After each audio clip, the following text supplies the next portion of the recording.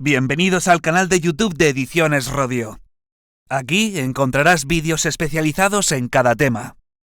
Si te gusta nuestro contenido, no olvides suscribirte, darle a me gusta y comentar tu experiencia. Gracias por elegirnos en tu camino hacia el éxito. Recuerda que nuestros temarios también están disponibles en formato digital y papel. Para cualquier duda puedes escribirnos a info@edicionesrodio.com. Guardia Civil. Escala de cabos y guardias. Temario sintetizado. Tema 9. Derecho Procesal Penal, Bloque 1. Real Decreto, de 14 de septiembre de 1882, aprobatorio de la Ley de Enjuiciamiento Criminal, Bloque 2. Ley Orgánica 6/1984, de 24 de mayo, reguladora del procedimiento de habeas corpus, Bloque 3.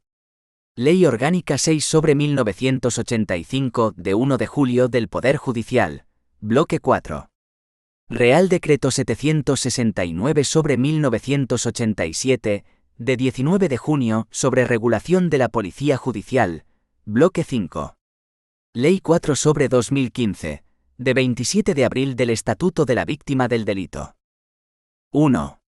Real Decreto de 14 de septiembre de 1882, Ley de Enjuiciamiento Criminal. Disposiciones generales. El derecho procesal penal se compone de un conjunto de normas jurídicas que regulan aquellos procedimientos que tengan carácter penal. Esas normas se recogen en la Ley de Enjuiciamiento Criminal. La función del derecho procesal penal es hacer efectivo el derecho penal. Se investigan unos hechos que aparentemente pudieran ser delictivos, y que por ello encajarían en alguno de los delitos descritos en el Código Penal, identificar a los autores y sancionarles. De esta manera se persiguen dos finalidades: dar respuesta a la delincuencia, dar respuesta a las víctimas. Las decisiones de los órganos del Poder Judicial son expresadas en autos, resoluciones de los jueces distintas de las sentencias, ya que no contienen pronunciamientos de fondo sobre asuntos expuestos a su conocimiento. Sentencias, resoluciones de los jueces donde existe un pronunciamiento de fondo, un conocimiento y un razonamiento lógico dotadas de las máximas garantías para las partes. Acuerdos. Resoluciones de carácter gubernativo de los tribunales. Salas de gobierno, jueces decanos, presidentes y juntas de jueces. Providencias. Resoluciones de carácter judicial de mera tramitación. Nuestro ordenamiento jurídico divide al Poder Judicial en 4 ramas: órdenes o jurisdicciones. Civil. Penal. Contencioso-administrativa. Laboral o social. Principios del proceso penal. A contradicción. Existen 2 partes, acusado y acusador, con todos los derechos y garantías los dos. B. Igualdad. C. Legalidad. Los procesos penales deben iniciarse y substanciarse de oficio, Ministerio Fiscal. D. Oportunidad. En aquellos delitos donde los particulares ejercen la acción penal, estos inician el proceso y pueden suspenderlo, retirando la denuncia. E. Acusatorio. El Poder Judicial se divide, salvo en los delitos leves, en un órgano que instruye y otro que decide. El primero ejerce la acusación y el segundo decide la cuestión. F. Investigación. Es el órgano judicial el que viene obligado a verificar los hechos con independencia de la voluntad de las partes. G. Aportación. Se invierte la carga de la prueba, siendo las partes las que vienen obligadas a probar los hechos en los delitos privados, relacionarlo con el principio de oportunidad. Las fases del proceso penal. En cuanto a la secuencia lógica que sigue el desarrollo del proceso penal, digamos que para la mayor parte de los autores, este se divide en 3 fases. Fase de instrucción, en la que un órgano distinto al que luego habrá de pronunciar la sentencia, los juzgados de instrucción, procede a hacer todas las averiguaciones pertinentes sobre los hechos, plasmándolas en un conjunto de documentos que se conocen con el nombre de sumario. Fase decisoria o juicio oral, tras la cual el proceso queda visto para sentencia. Tipos de procesos penales. Procesos ordinarios. A. Proceso abreviado. B. Proceso ordinario en sí. C. Proceso abreviado acelerado. D. Juicio de delitos leves. Procesos especiales. A. Por circunstancias que afectan al acusado. Por la función que desempeña, diputados, senadores, jueces y magistrados. Por el lugar donde se encuentra, extradición, reos ausentes. B. Por el tipo o circunstancia del delito. Delito de injuria o calumnia contra particulares. Delitos usando medios mecánicos de publicación. Concepto de jurisdicción y de competencia. La jurisdicción es la potestad derivada de la soberanía del Estado, de aplicar el derecho en el caso concreto, para resolver de modo definitivo e irrevocable una controversia. Es ejercida exclusivamente por los tribunales de justicia. Bases de la jurisdicción. Legalidad. No es propia de la actividad jurisdiccional, toda vez que es común a todos los actos del Estado. Es más bien, un común denominador de todos los órganos estatales y un principio del derecho público. Independencia e inamovilidad. También es una base común a todos los órganos del Estado. No obstante, la independencia de la función jurisdiccional es tal vez de mucha mayor importancia por el carácter de objetividad e imparcialidad con que debe cumplir su cometido. La independencia supone que el órgano que la ejerce está libre de sujeción a otro, sea cual fuere, es decir, no sujeto a los tribunales superiores ni a entidad o poder alguno, quedando sometido exclusivamente al derecho. Responsabilidad. Esta se encuentra en íntima conexión con la anterior, por cuanto los jueces son generalmente inamovibles en sus cargos, porque son responsables de sus actos ministeriales comúnmente civil y penalmente. Territorialidad. Los tribunales solo pueden ejercer su potestad en los asuntos y dentro del territorio que la ley les ha asignado. Sedentariedad. Implica que los tribunales deben administrar justicia en lugares y horas determinados. Pasividad. En virtud del cual los tribunales pueden ejercer su función por regla general, solo a petición o requerimiento de parte interesada, y solo excepcionalmente de oficio. Inavocabilidad. Es la prohibición que tienen los tribunales superiores para conocer sin que medie recurso alguno, un asunto pendiente ante uno inferior. Gradualidad. Supone que lo resuelto por el tribunal puede ser revisado por otro de superior jerarquía, generalmente a través del recurso de apelación. Esto implica la existencia de más de una instancia, entendida esta como cada uno de los grados jurisdiccionales en que puede ser conocida y fallada una controversia. Publicidad, que no se refiere al conocimiento que las partes pueden tener del contrario o de las diligencias o actuaciones del tribunal, sino del hecho que cualquier persona pueda imponerse libremente de los actos jurisdiccionales. Clases de jurisdicciones. Jurisdicción contenciosa. Se tramitan todos aquellos asuntos que envuelven una controversia. Jurisdicción voluntaria. Se solucionan asuntos que no sean controversiales pero que tienen que pasar por esta jurisdicción. Jurisdicción ordinaria. Concentra todas las especialidades de la labor jurisdiccional, a diferencia de lo que acontecía en décadas anteriores, que coexistía con fueros privativos como el agrario y el de trabajo. Jurisdicción especial. Atiende asuntos que no se relacionan con la justicia ordinaria. Varios ejemplos pueden ser la jurisdicción militar, la sacerdotal y la indígena. Límites de la jurisdicción. Límites en cuanto al tiempo, puesto que una persona es juez porque está investido de la jurisdicción y ésta se detenta porque se es juez. El límite de la jurisdicción será el tiempo señalado por la Constitución o las leyes para el desempeño del cargo de juez. Límites en cuanto al espacio, se acostumbra a clasificarlos en límites externos. Se entiende por tales a todos los elementos que permiten delimitar la zona de vigencia y aplicación en el espacio. Por regla general, será límite de la jurisdicción la soberanía de los estados. Límites internos.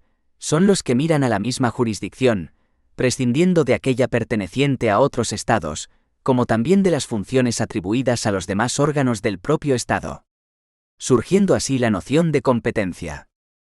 La competencia es la atribución jurídica otorgada a ciertos y especiales órganos del Estado de una cantidad de jurisdicción respecto de determinadas pretensiones procesales, con preferencia a los demás órganos de su clase. Ese órgano especial es llamado tribunal. Material. ¿Qué tipo de órgano judicial debe conocer en función del tipo de delito o de la persona responsable? Territorial. ¿Qué tipo de órgano judicial debe conocer en función del lugar donde hayan ocurrido los hechos? Funcional. ¿Qué tipo de órgano judicial debe conocer en función de cada fase del proceso y a cuáles se les atribuye el poder de revisar las sentencias? La competencia jurisdiccional es improrrogable. Los jueces y tribunales no pueden eludir la obligación de juzgar las causas con arreglo a los criterios de competencia que les correspondan. La competencia jurisdiccional es indisponible por las partes. Estas no pueden ponerse de acuerdo para someter la causa a un órgano distinto del que corresponda conforme a la ley. El juez decano designa por riguroso turno de repartimiento los asuntos judiciales entre los distintos órganos competentes para juzgar. Factores de competencia. La materia es la naturaleza jurídica del asunto litigioso, que puede ser civil, mercantil, laboral, penal, constitucional, etc.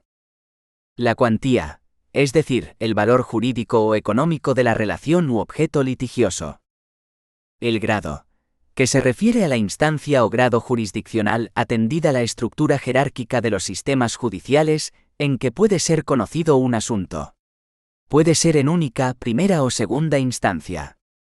El territorio, es decir, el lugar físico donde se encuentran los sujetos u objeto de la controversia o donde se produjo el hecho que motiva el juicio.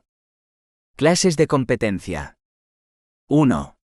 La competencia genérica o jurisdicción, criterio mediante el cual se establece una parcelación del ordenamiento jurídico en diversas ramas jurídicas, de común aceptación, como son el derecho civil, el derecho penal, el derecho administrativo y el derecho laboral. 2. La competencia objetiva, criterio que permite distribuir el ejercicio de la potestad jurisdiccional entre los órganos jurisdiccionales de un mismo orden jurisdiccional, en atención a la naturaleza de la pretensión procesal que constituye el objeto de cada proceso. 3. La competencia funcional, criterio que determina a qué órgano jurisdiccional corresponde conocer y decidir los incidentes y recursos que se presentan en el proceso. Téngase como ejemplo los recursos devolutivos. Su resolución se atribuye a un órgano jurisdiccional distinto al que ha dictado la resolución recurrida. 4. La competencia territorial, criterio que determina la circunscripción territorial en la que ha de tener su sede el órgano jurisdiccional con competencia objetiva y funcional. No confundir con las normas de reparto de asuntos. Fueros subsidiarios, art. 15 Ley de Enjuiciamiento Criminal.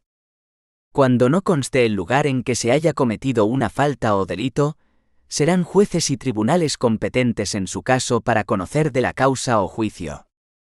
Primero el del término municipal, partido o circunscripción en que se hayan descubierto pruebas materiales del delito. Segundo el del término municipal, partido o circunscripción en que el presunto reo haya sido aprehendido. Tercero el de la residencia del reo presunto. Cuarto cualquiera que hubiese tenido noticia del delito. Si se suscitase competencia entre estos jueces o tribunales, se decidirá dando la preferencia por el orden con que están expresados en los números que preceden. Tan luego como conste el lugar en que se hubiese cometido el delito, el juez o tribunal que estuviere conociendo de la causa, acordará la inhibición en favor del competente, poniendo en su caso los detenidos a disposición del mismo y acordando remitir, en la misma resolución las diligencias y efectos ocupados. Concepto de denuncia y la obligación de denunciar. Denuncia. Es un acto de voluntad que consiste en poner de manifiesto a la autoridad judicial unos hechos de los que se tiene conocimiento y que pudieran constituir un delito. 1. Se puede realizar ante la autoridad judicial, el Ministerio Fiscal, la Policía Judicial. 2. Tienen obligación de denunciar quienes presencien los delitos públicos, por razón de su cargo u oficio cuando se tenga noticia. La Policía Judicial. 3. No tienen obligación de denunciar por falta de capacidad. Impúberes. Mayores incapacitados. Por razón de parentesco. El cónyuge. Ascendientes o descendientes del delincuente, tanto consanguíneos o afines. Hermanos, uterinos o afines. Por razón de secreto profesional. Abogados y procuradores. Ministros de los cultos legalmente reconocidos. 4. Formalidades de la denuncia. 1. Denuncia de palabra. 2. Denuncia por escrito. 3. Denuncia realizada personalmente. 4. Denuncia realizada por mandatario. 5. Efectos de la denuncia. A. El particular denuncia ante el juez, el Ministerio Fiscal o la Policía Judicial. B. Si lo realiza ante la Policía Judicial, ésta inscribirá en un documento oficial la misma, y este documento recibe el nombre de atestado. C. El atestado tendrá que ser puesto en conocimiento del Ministerio Fiscal en el plazo más breve posible, sin que éste supere nunca las 24 horas. 6. Querella. Es un acto procesal a través del cual una persona física o jurídica solicita el inicio de un proceso penal y constituirse en parte acusadora del mismo, ejerciendo la acción penal. El querellante ejercita la acción penal, el denunciante no ejercita acción alguna. Esquema básico. Policía judicial. Concepto. Es aquella que presta auxilio y servicios a los jueces, magistrados y al Ministerio Fiscal, en la averiguación de los delitos y en el descubrimiento y aseguramiento de los delincuentes. Artículo 547 de la Ley Orgánica del Poder Judicial y artículo 126 de la Constitución Española. ¿Dónde se regula? El mandato constitucional del artículo 126 CE se desarrolla por los artículos 547 a 550 LOPJ y por la Ley 2/1986, de 13 de marzo, de Fuerzas y Cuerpos de Seguridad, en las denominadas unidades de policía judicial del capítulo 5 del título 2, así como por el Road 769/1987, de 19 de junio sobre regulación de la policía judicial. A su vez, también se recoge su actuación en los artículos 282 a 298 de la Ley de Enjuiciamiento Criminal, artículos 769 a 772 LECRIM en el procedimiento abreviado y artículo 796 LECRIM para los juicios rápidos. También, dentro de su relación con el Ministerio Fiscal hay que tener en cuenta la Instrucción FIE 2/1988 de 4 de mayo sobre el Ministerio Fiscal y la Policía Judicial, la Circular FIE 1/1989, que profundizaron en el desarrollo del modelo de policía judicial diseñado por la Constitución, y la Instrucción FIE 1/2008, de 1 de julio sobre la dirección por el Ministerio Fiscal de las actuaciones de la Policía Judicial. ¿Qué es la Policía Judicial? En realidad, existen dos conceptuaciones sobre la Policía Judicial, una genérica, relacionada con la obligación general de auxilio a la Administración de Justicia, que leite en la regulación de la Ley de Enjuiciamiento Criminal, y otra, relativa a un concepto concentrado de policía judicial específica en sentido estricto, al que hacen referencia la Ley Orgánica del Poder Judicial y el Real Decreto 769/1987, regulador de la Policía Judicial. El art. 282 LECRIM establece que la Policía Judicial tiene por objeto y será obligación de todos los que la componen, averiguar los delitos públicos que se cometieren en su territorio o demarcación, practicar, según sus atribuciones, las diligencias necesarias para comprobarlos y descubrir a los delincuentes y recoger todos los efectos, instrumentos o pruebas del delito de cuya desaparición hubiere peligro, poniéndolos a disposición de la autoridad judicial. Cuando las víctimas entren en contacto con la Policía Judicial, cumplirá con los deberes de información que prevé la legislación vigente. Asimismo, llevarán a cabo una valoración de las circunstancias particulares de las víctimas para determinar provisionalmente qué medidas de protección deben ser adoptadas para garantizarles una protección adecuada, sin perjuicio de la decisión final que corresponderá adoptar al juez o tribunal. ¿Cuáles son los criterios de actuación de las unidades orgánicas de policía judicial? Los miembros de la Policía Judicial actuarán bajo la dependencia funcional de los jueces, tribunales y miembros del Ministerio Fiscal que estén conociendo de la investigación, de tal forma que las instrucciones de carácter técnico que obtengan de superiores policiales inmediatos no pueden contravenir aquellas. Deberán informar de la evolución de sus investigaciones y rendir cuentas del resultado final a quien la habría ordenado, y tendrán el carácter de comisionados de jueces, tribunales o fiscales que realicen el encargo, lo que les permite, a su vez, solicitar el auxilio que sea necesario de autoridades o particulares. Artículo 13 Road 769/1987, de 19 de junio. Como deber concreto se establece la obligación de guardar reserva sobre la evolución y resultado de las investigaciones encomendadas, así como de todas las informaciones que se obtengan, y en caso de infracción de dicho deber, cabe la corrección disciplinaria, sin perjuicio de otras responsabilidades que pudieran derivarse, quedando a salvo el intercambio interno de información dentro de la unidad para la mejor coordinación y eficacia de los servicios. Ello es así, hasta el punto de que no pueden ser removidos o apartados de la investigación concreta que se les hubiere encomendado, hasta que finalice la misma o la fase procesal que la originó, si no es por decisión o con la autorización del juez o fiscal competente. Artículo 16 del Real Decreto 769/1987, de 19 de junio, y artículo 550,2 de la Ley Orgánica del Poder Judicial.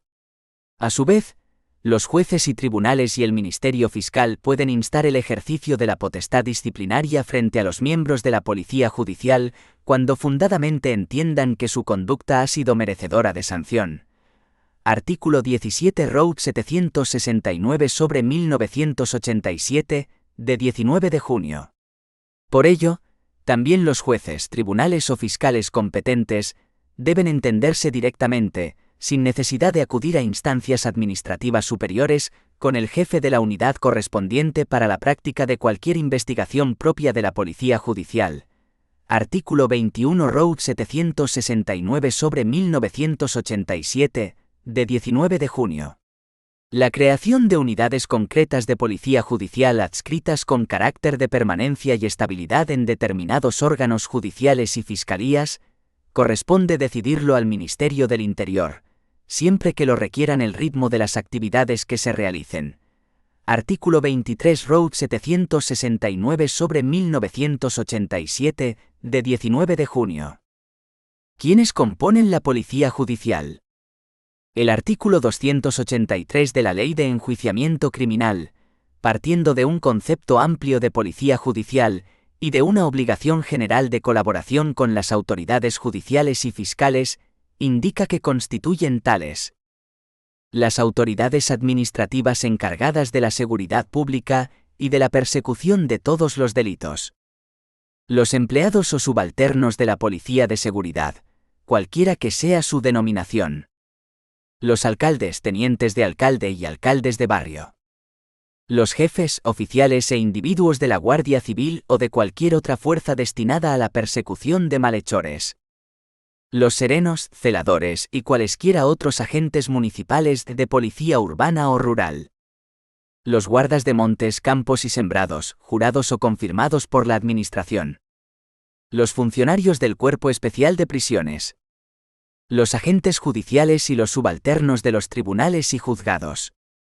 el personal dependiente de la Jefatura Central de Tráfico, encargado de la investigación técnica de los accidentes.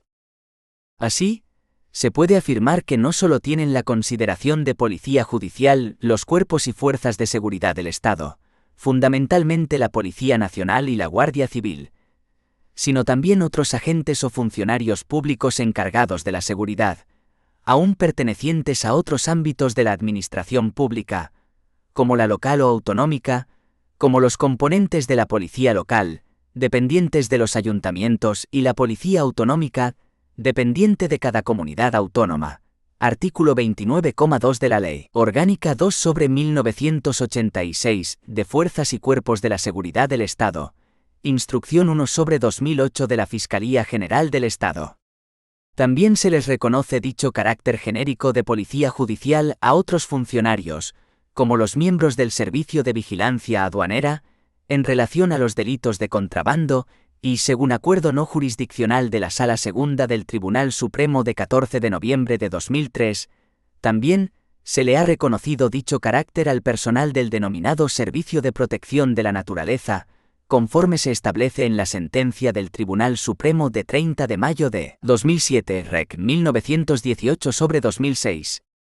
Esta concepción amplia sobre los componentes de la Policía Judicial ha tratado de ser deslindada por el Real Decreto 769/1987, de 19 de junio, concretando lo que debe ser una conceptuación moderna de la Policía Judicial, como policía científica que requiere la aplicación de principios de unidad orgánica y, sobre todo, de especialización. Consecuentemente, con estos criterios de unidad y especialización, se ha centrado la regulación alrededor de lo que el artículo 30,1 de la Ley Orgánica 2/1986, de 13 de marzo de Fuerzas y Cuerpos de Seguridad, denomina unidades orgánicas de policía judicial, integradas bien por funcionarios del Cuerpo Nacional de Policía, bien por miembros de la Guardia Civil, pero, en cualquier caso, presididos por principios de permanencia, estabilidad, especialización, estricta sujeción o dependencia funcional respecto de jueces, tribunales y Ministerio Fiscal. Dentro de la Policía Judicial, existen las denominadas Comisiones de Coordinación de la Policía Judicial, tanto nacional, presidida por el presidente del Tribunal Supremo y del Consejo General del Poder Judicial, como provincial, presidida por el presidente de la Audiencia Provincial, y todo ello con la finalidad de lograr y armonizar la unidad de dirección en las fuerzas policiales adscritas a la investigación criminal.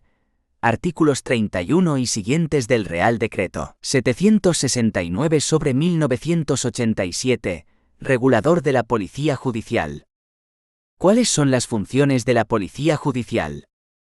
Conforme al artículo 549 de la Ley Orgánica del Poder Judicial, a las unidades de Policía Judicial específicamente le corresponden las siguientes funciones: la averiguación acerca de los responsables y circunstancias de los hechos delictivos y la detención de los primeros, dando cuenta seguidamente a la autoridad judicial y fiscal, conforme a lo dispuesto en las leyes. El auxilio a la autoridad judicial y fiscal en cuantas actuaciones deba realizar fuera de su sede y requieran la presencia policial. La realización material de las actuaciones que exijan el ejercicio de la coerción y ordenar la autoridad judicial o fiscal. La garantía del cumplimiento de las órdenes y resoluciones de la autoridad judicial o fiscal. Cualesquiera otras de la misma naturaleza en que sea necesaria su cooperación o auxilio y lo ordenare la autoridad judicial o fiscal. Especial referencia se ha de realizar a la posibilidad de que en el ámbito de investigaciones relativas a la criminalidad organizada, la autoridad judicial o fiscal, dando esta cuenta al juez competente, puedan autorizar a funcionarios de la Policía Judicial a actuar como agentes encubiertos, con identidad supuesta, y a adquirir y transportar los objetos, efectos e instrumentos del delito y diferir la incautación de los mismos, regulando también la denominada entrega controlada de los efectos del delito. Dicho agente encubierto goza de exención de responsabilidad criminal por aquellas actuaciones que sean consecuencia necesaria del desarrollo de la investigación, siempre que guarden la debida proporcionalidad con la finalidad de la misma y no constituyan una provocación al delito. Artículo 282 bis de la Ley de Enjuiciamiento Criminal. A su vez, en el procedimiento abreviado, se establecen unas determinadas diligencias que debe realizar con inmediatez la Policía Judicial, conforme los artículos 770 y 771 LECRIM, y que son: requerir la presencia de cualquier facultativo o personal sanitario, para prestar, si fuere necesario, los oportunos auxilios al ofendido. Acompañar al acta la constancia fotográfica o a través de cualquier otro soporte magnético o de reproducción de la imagen, cuando sea pertinente. Recoger y custodiar los efectos, instrumentos o pruebas del delito de cuya desaparición hubiese peligro, para ponerlos a disposición judicial. En caso de fallecimiento y de encontrarse el cadáver en la vía pública, férrea o en otro lugar de tránsito, deberán retirar el cadáver y ponerlo en el lugar que resulte más idóneo atendiendo a las circunstancias, y restablecer el servicio interrumpido, dando cuenta inmediatamente a la autoridad judicial, y reseñando previamente la posición, obteniendo fotografías y señalando sobre el lugar la situación exacta.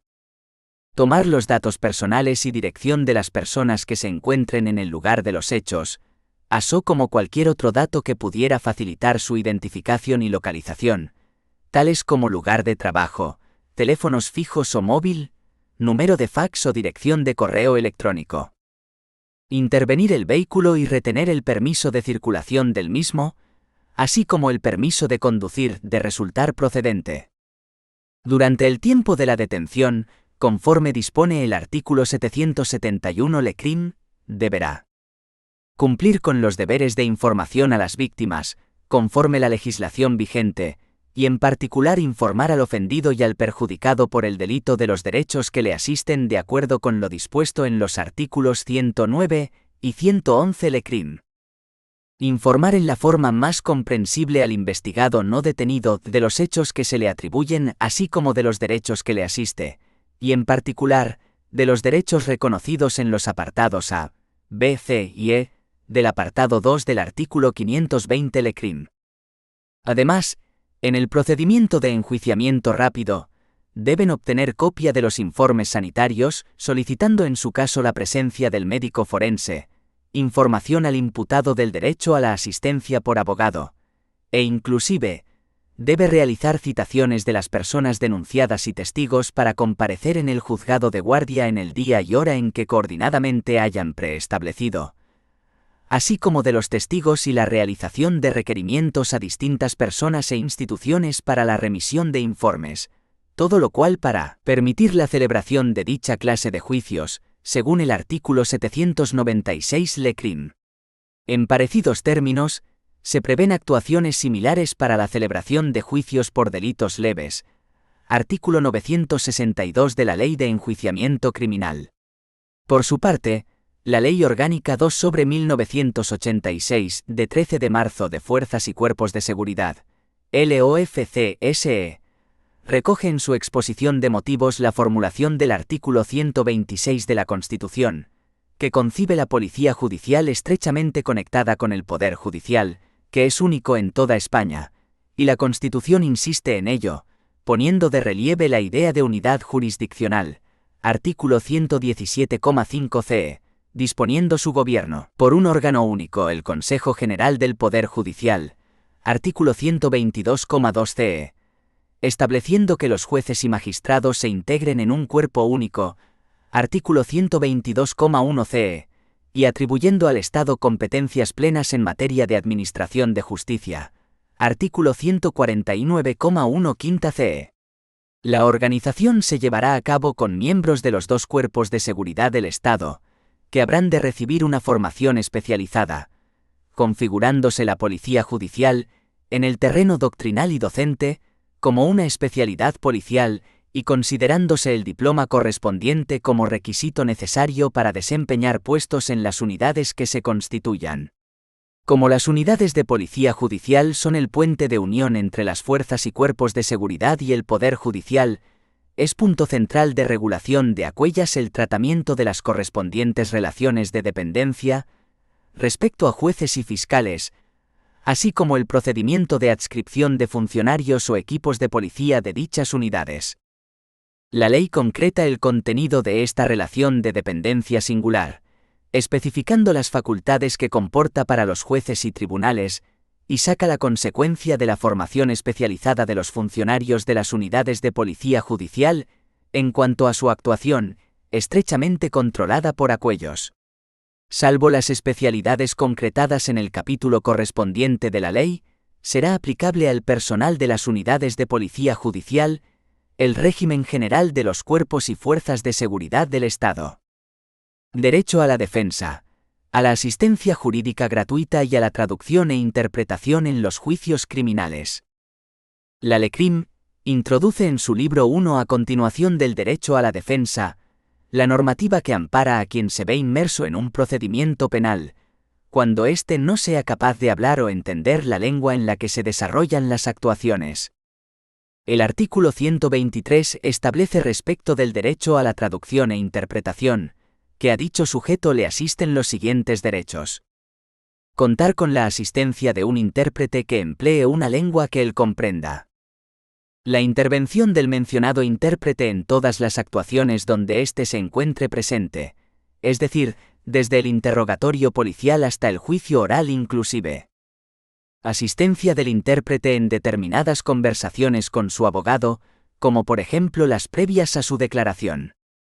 Traducción de forma escrita de toda la documentación relevante asociada al procedimiento. Los gastos que se deriven de la práctica de los mencionados derechos de traducción e interpretación serán sufragados por la Administración. Este capítulo de la LECRIM regula además los detalles del funcionamiento del derecho a la traducción e interpretación, como son la designación del traductor o intérprete, su obligación de confidencialidad y las consideraciones específicas relativas a la interpretación por lenguaje de signos. La instrucción. El objetivo de la fase de instrucción en un proceso penal es único: preparar la fase de juicio oral y, antes aún, determinar si procede o no la apertura de esta otra fase nuclear del proceso. Art. 299 de la LECRIM. ¿En qué consiste la fase de instrucción? Para preparar el juicio oral, en esta fase de instrucción hay que investigar a través de las pertinentes diligencias, pero no menos importante es tomar las medidas cautelares oportunas para asegurar esta investigación. El inicio y desarrollo de la fase de instrucción se encuentran supeditados a la existencia de uno o varios hechos concretos y de apariencia delictiva. ¿Dónde está regulada la instrucción? En la Ley de Enjuiciamiento Criminal Española, LECRIM, de los artículos 299 a 325. Constituyen el sumario las actuaciones encaminadas a preparar el juicio y practicadas para averiguar y hacer constar la perpetración de los delitos, con todas las circunstancias que puedan influir en su calificación y la culpabilidad de los delincuentes, asegurando sus personas y las responsabilidades pecuniarias de los mismos. Artículo 299 de la Ley de Enjuiciamiento Criminal. ¿Quién dirige esta fase? El protagonista indiscutible de esta fase inicial es el juez de instrucción, que ostenta la dirección y es quien decide qué diligencias de investigación han de llevarse a cabo, quien acuerda la adopción de las medidas cautelares y a quien corresponde realizar la imputación formal. ¿Qué nombre se le da a la fase de instrucción en el proceso penal? Si estamos en un procedimiento ordinario por delitos graves, la instrucción se llamará sumario. Si el procedimiento es abreviado, se llamará diligencias previas, y por último, si es un enjuiciamiento rápido, estaremos ante diligencias urgentes. En el procedimiento por delitos leves, no existe propiamente una fase de instrucción. ¿Cómo se investiga? A través de actos o diligencias de investigación. Podemos encontrar dos tipos. 1. Diligencias de investigación ordinarias. Estos actos no suponen una limitación a los derechos fundamentales de la persona. Dentro de estas están: diligencias para la comprobación del delito, inspección ocular, autopsia, solicitar los antecedentes penales del investigado. Diligencias para la comprobación de la identidad del delincuente, ruedas de reconocimiento, edad, determinación del perfil de ADN. Declaración del investigado. Declaración de los testigos y de la víctima. Careo entre los testigos e investigados entre sí, o entre aquellos y estos. Informe pericial. 2. Diligencias restrictivas de derechos fundamentales. Siempre se debe de respetar el principio de proporcionalidad que conlleva tomar medidas idóneas y necesarias para el caso concreto y para un tiempo determinado, siempre que la medida tomada sea la menos gravosa para el sujeto afectado.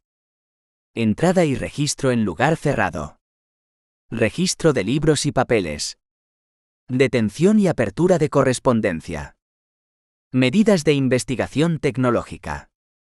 Intervención, inspecciones y registros corporales. Por ejemplo, la prueba de alcoholemia. Circulación y entrega de drogas y otras circunstancias o bienes. Infiltración policial o agente encubierto. Las diligencias complementarias en la fase de instrucción. Competencia judicial. Para el entendimiento del concepto de competencia judicial, resulta necesario aludir, aunque sea someramente, al término jurisdicción, en el cual encuentra causa y sentido aquella. Es sobradamente conocido que las comunidades humanas, a partir de un determinado momento de su evolución, se organizan políticamente y atribuyen a ciertos órganos la función de resolver los conflictos surgidos entre los integrantes de la comunidad y entre aquellos y ésta, eliminando así el uso privado de la fuerza.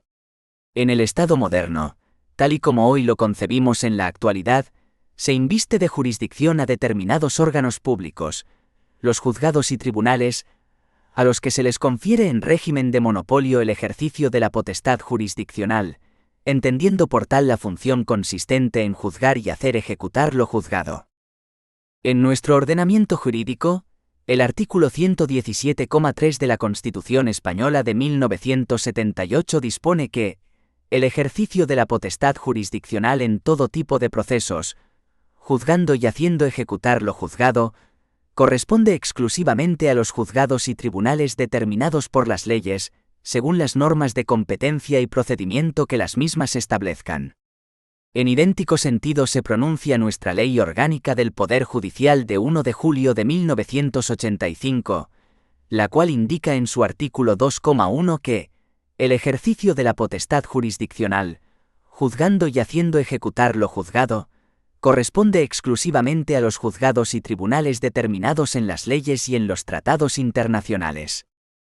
Pero mientras que la jurisdicción, entendida como la potestad jurisdiccional encomendada exclusivamente a juzgados y tribunales para juzgar y hacer ejecutar lo juzgado, es única, en el sentido de que no se carece de ella, y como regla de principio, todos los órganos jurisdiccionales estarían investidos de tan digna función, su ejercicio en el caso concreto por parte de los órganos previstos en la Ley Orgánica del Poder Judicial y en las normas de procedimiento, nos pone en conexión con la idea más próxima, cercana y tangible de competencia judicial. La competencia judicial equivale a la medida de jurisdicción que tiene un juzgado o tribunal para conocer un asunto o conjunto de asuntos con preferencia a otro u otros. La competencia puede definirse como el conjunto de procesos en que un tribunal puede ejercer, conforme a la ley, su jurisdicción. Desde el punto de vista estrictamente subjetivo, la competencia es la facultad que asiste a un órgano jurisdiccional para conocer un asunto concreto y determinado, con preferencia sobre los demás órganos judiciales. Desde el punto de vista objetivo, la competencia de un órgano judicial comprende el conjunto de asuntos que le son atribuidos por la ley con preferencia sobre los otros juzgados y tribunales. El fundamento de la competencia hay que buscarlo, en primer lugar, en la diferente naturaleza o materia que ley bajo los conflictos que surgen entre los particulares entre sí, y entre estos y los distintos órganos que configuran la administración de un Estado. La existencia de conflictos intersubjetivos en el ámbito civil y laboral, y la necesidad de administrar con rectitud las leyes penales que rigen en un determinado territorio, así como el encauzamiento de las reclamaciones que se dirijan frente a la administración, determinan que no pueda existir un solo órgano judicial, sino una pluralidad de órganos integrados en diferentes órdenes jurisdiccionales. Por otra parte, es necesario instaurar una ordenación jerárquica de esos juzgados y tribunales para asegurar la revisión más ajustada posible de las decisiones de los órganos inferiores por los colegiados superiores. Por lo tanto, la competencia judicial viene justificada por razones de división del trabajo, de especialización y del aseguramiento de una organización jerarquizada. ¿Dónde se regula? La atribución de la competencia a una determinada clase de órgano jurisdiccional en detrimento de otro, también investido de jurisdicción, solamente puede llevarse a cabo por una norma previamente establecida. En este sentido, el artículo 117,3 de la Constitución Española de 1978, transcrito en el epígrafe 1, dispone que el ejercicio de la potestad jurisdiccional en todo tipo de procesos, juzgando y haciendo ejecutar lo juzgado, corresponde exclusivamente a los juzgados y tribunales determinados por las leyes, según las normas de competencia y procedimiento que las mismas establezcan. De igual modo, el artículo 9,1 de la Ley Orgánica del Poder Judicial establece que los juzgados y tribunales ejercerán su jurisdicción exclusivamente en aquellos casos en que les venga atribuida por esta u otra ley. Más claramente, en el proceso civil, resulta muy ilustrativo y paradigmático el artículo 44 de la Ley de Enjuiciamiento de 7 de enero de 2000, el cual dispone que, para que los tribunales civiles tengan competencia en cada caso, se requiere que el conocimiento del pleito les esté atribuido por normas con rango de ley y anteriores a la incoación de las actuaciones de que se trate. ¿Qué son las órdenes jurisdiccionales? Cabe referenciar las materias que conocen los distintos tipos de juzgados y tribunales, instituidos en los 4 órdenes jurisdiccionales conocidos: civil, penal, contencioso, administrativo y laboral o social. Los tribunales y juzgados del orden civil conocerán, además de las materias que les son propias, de todas aquellas que no estén atribuidas a otro orden jurisdiccional. En este orden civil, corresponderá a la jurisdicción militar la prevención de los juicios de testamentaria y de avintestato de los miembros de las Fuerzas Armadas que, en tiempo de guerra, fallecieren en campaña o navegación, limitándose a la práctica de la asistencia imprescindible para disponer el sepelio del difunto y la formación del inventario y aseguramiento provisorio de sus bienes, dando siempre cuenta a la autoridad judicial civil competente. Artículo 9,2 de la Ley Orgánica del Poder Judicial. Los del orden jurisdiccional penal tendrán atribuido el conocimiento de las causas y juicios criminales, con excepción de los que correspondan a la jurisdicción militar. Artículo 9,3 de la Ley Orgánica del Poder Judicial. Los del orden contencioso administrativo conocerán de las pretensiones que se deduzcan en relación con la actuación de las administraciones públicas sujeta al derecho administrativo, con las disposiciones generales de rango inferior a la ley y con los reales decretos legislativos en los términos previstos en el artículo 82,6 de la Constitución, de conformidad con lo que establezca la ley de esa jurisdicción. También conocerán de los recursos contra la inactividad de la Administración y contra sus actuaciones materiales que constituyan vía de hecho. Quedan excluidos de su conocimiento los recursos directos o indirectos que se interpongan contra las normas forales fiscales de las Juntas Generales de los territorios históricos de Álava, Guipúzcoa y Vizcaya, que corresponderán, en exclusiva al Tribunal Constitucional, en los términos establecidos por la disposición adicional quinta de su ley orgánica. Conocerán, asimismo, de las pretensiones que se deduzcan en relación con la responsabilidad patrimonial de las administraciones públicas y del personal a su servicio, cualquiera que sea la naturaleza de la actividad o el tipo de relación de que se derive. Si a la producción del daño hubieran concurrido sujetos privados, el demandante deducirá también frente a ellos su pretensión ante este orden jurisdiccional. Igualmente conocerán de las reclamaciones de responsabilidad, cuando el interesado accione directamente contra la aseguradora de la Administración, junto a la Administración respectiva. También será competente este orden jurisdiccional si las demandas de responsabilidad patrimonial se dirigen, además, contra las personas o entidades públicas o privadas indirectamente responsables de aquellas. Artículo 9,4 de la Ley Orgánica del Poder Judicial. Los del orden jurisdiccional social conocerán de las pretensiones que se promuevan dentro de la rama social del derecho, tanto en conflictos individuales como colectivos, así como las reclamaciones en materia de seguridad social o contra el Estado cuando le atribuya responsabilidad la legislación laboral. Artículo 9,5 de la Ley Orgánica del Poder Judicial. De la comprobación del delito y averiguación del delincuente.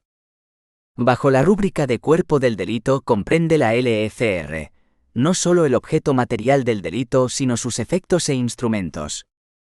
En concreto, estas actuaciones sumariales son las siguientes. A.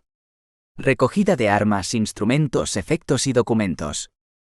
La LECR dispone que el juez instructor procurará recoger en los primeros momentos las armas, instrumentos o efectos de cualquier clase que puedan tener relación con el hecho punible y se hallen en el lugar en que éste se cometió, o en sus inmediaciones, o en poder del investigado o en otra parte conocida, extendiendo diligencia expresiva del lugar, tiempo y ocasión en que se encontraren, describiéndolos minuciosamente para que se pueda formar idea cabal de los mismos y de las circunstancias de su hallazgo, diligencia que será firmada por la persona en cuyo poder fueren hallados y a quien le será notificado el auto en que se mande recogerlos.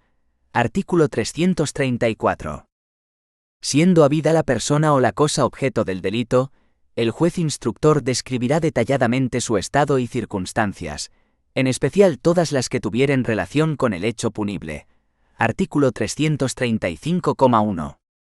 Los instrumentos, armas y efectos referentes al hecho punible se sellarán, si fuera posible, acordando su retención y conservación o envío al organismo adecuado para su depósito. Sin embargo, podrá decretarse la destrucción, dejando muestras suficientes, cuando resultare necesaria o conveniente por la propia naturaleza de los efectos intervenidos o por el peligro real o potencial que comporte su almacenamiento o custodia, previa audiencia del Ministerio Fiscal y al propietario, si fuere conocido, o la persona en cuyo poder fueran hallados los efectos cuya destrucción se pretende. Cuando se trate de drogas tóxicas, estupefacientes o sustancias psicotrópicas, el juez instructor, previa audiencia del Ministerio Fiscal y de las partes, ordenará su inmediata destrucción conservando muestras suficientes de dichas sustancias para garantizar ulteriores comprobaciones o investigaciones, todo ello sin perjuicio de que, de forma motivada, el órgano judicial considere necesario la conservación de la totalidad, permaneciendo siempre bajo la custodia del órgano judicial competente. Artículo 338, párrafos primero y segundo de la LECR. B. Preexistencia de las cosas sustraídas, valoración de las mismas y de los daños y perjuicios causados. En los delitos de robo, hurto, estafa y en cualquier otro en que deba hacerse constar la preexistencia de las cosas robadas, hurtadas o estafadas, si no hubiere testigos presenciales del hecho, se recibirá información sobre los antecedentes del que se presentare como agraviado. Artículo 364. Cuando para la calificación del delito o de sus circunstancias fuere necesario estimar el valor de la cosa objeto, o el importe del perjuicio causado o que hubiera podido causar, el juez oirá sobre ello al dueño o perjudicado, y acordará seguidamente el reconocimiento pericial en la forma establecida por la ley, para la prueba de los peritos. La valoración de las mercancías sustraídas en establecimientos comerciales se fijará atendiendo a su precio de venta al público. Artículo 365. C. Identificación del cadáver y autopsia. En caso de muerte violenta o sospechosa de criminalidad, antes de proceder al enterramiento del cadáver o inmediatamente después de su exhumación, debe procurarse su identificación por medio de testigos que a la vista del cadáver den razón satisfactoria de su conocimiento. Artículo 340. Por otra parte, en todos los casos de muerte violenta o sospechosa de criminalidad, aun cuando por la inspección exterior pueda presumirse la causa de la muerte, se procederá a la autopsia del cadáver por los médicos forenses, que informarán sobre el origen del fallecimiento y sus circunstancias. Artículo 343,1. D. Vigilancia de las lesiones. En los delitos de lesiones quedará el médico forense encargado de la asistencia facultativa de los lesionados, pero podrá el paciente o sus familiares nombrar uno o más médicos de su elección, en cuyo caso conservará el médico forense la vigilancia e inspección. El investigado, por su parte, podrá también designar un médico que intervenga en la asistencia del lesionado. Artículo 350. ¿Cómo se procede a la identificación del delincuente y sus circunstancias personales? La actividad investigadora de la persona del delincuente puede entenderse en dos sentidos: actuaciones encaminadas a descubrirlo, labor cuya realización material se encomienda en principio a la policía judicial, y concreción de las circunstancias personales del delincuente. Sobre el primer extremo, la LECR establece las siguientes reglas. Los que dirijan cargos a determinada persona deberán reconocerle judicialmente, si el juez instructor, los acusadores o el mismo investigado conceptúan precisa la diligencia para la identificación de este último. Este es el llamado reconocimiento en rueda. Artículo 368. La diligencia de reconocimiento en rueda se practica poniendo a la vista del que hubiere de verificarlo, la persona que haya de ser reconocida, haciéndola comparecer en unión de otras de circunstancias exteriores semejantes. A presencia de todas ellas o desde un punto en que no pudiere ser visto, el que deba practicar el reconocimiento manifestará si se encuentra en la rueda o grupo la persona a quien hubiese hecho referencia en sus declaraciones, designándola en caso afirmativo, clara y determinadamente. Artículo 369. En cuanto a la comprobación de las circunstancias personales del inculpado, las mismas no solo pueden determinar la calificación del hecho punible. Por ejemplo, el parentesco puede ser circunstancia agravante o atenuante, sino, más en general, pueden determinar la exención de responsabilidad, por ejemplo, minoría de edad, o la modulación de esta, por ejemplo, atenuante de edad, agravante de reincidencia, etc. Tales circunstancias son: primero, capacidad. Se trata de determinar si el investigado tiene la salud y la capacidad mental suficiente al objeto de determinar si tiene capacidad. Para acreditar la edad del inculpado y comprobar la identidad de su persona, se traerá al sumario certificación de su inscripción en el registro civil o de su partida de bautismo. A falta de todo ello, informará el médico forense sobre la edad del sujeto. Artículo 375. En cuanto a la capacidad, son circunstancias que han de comprobarse por su decisiva influencia. A. La posible enajenación mental. Si el juez advirtiese en el procesado indicios de enajenación mental, se le someterá inmediatamente a la observación de los médicos forenses en el establecimiento en que estuviere preso, o en otro público si fuere más a propósito, o estuviere en libertad. Artículo 381,1. Si la demencia sobrevinier después de cometido el delito, concluso que sea el sumario, se mandará archivar la causa por el tribunal competente hasta que el procesado recobre la salud, disponiéndose además, respecto a este, lo que el Código Penal prescribe para los que ejecutan el hecho en estado de demencia. Artículo 383. B. Las alteraciones en la percepción.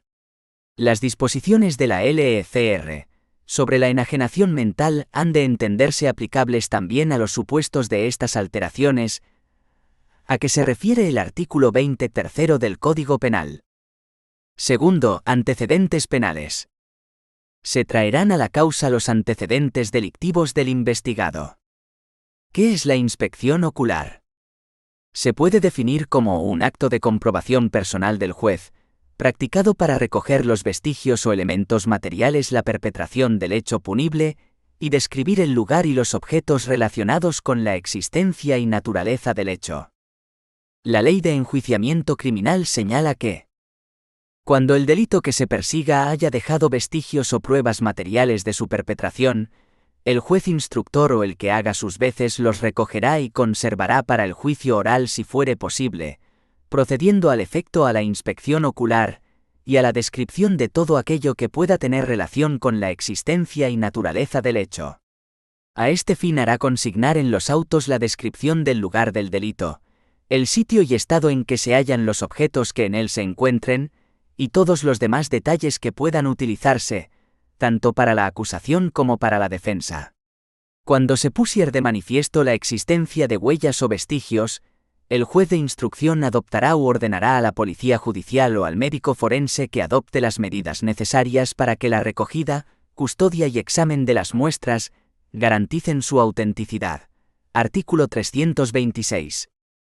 Cuando fuere conveniente para mayor claridad o comprobación de los hechos, se levantará el plano del lugar suficientemente detallado, o se hará el retrato de las personas que hubiesen sido objeto del delito. Artículo 327.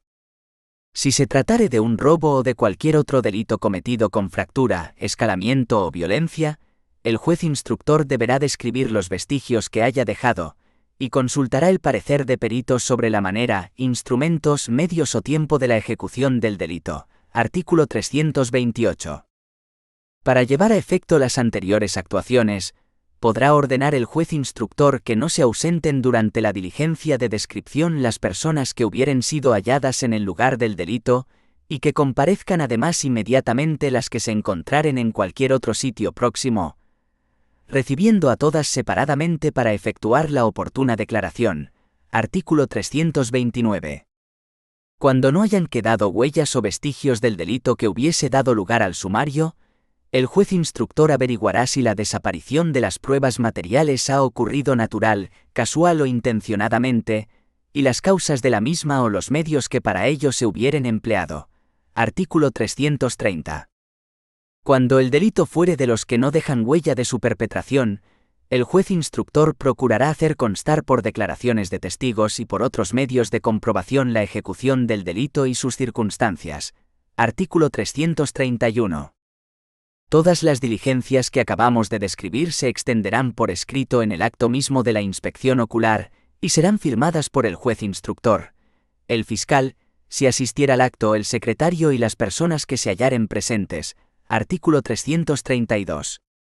Cuando al practicarse estas diligencias hubiese alguna persona declarada investigada como presunta autora de los hechos punibles, podrá presenciarlas, ya sola, ya asistida del defensor que eligiese o le fuese nombrado de oficio si así lo solicitara.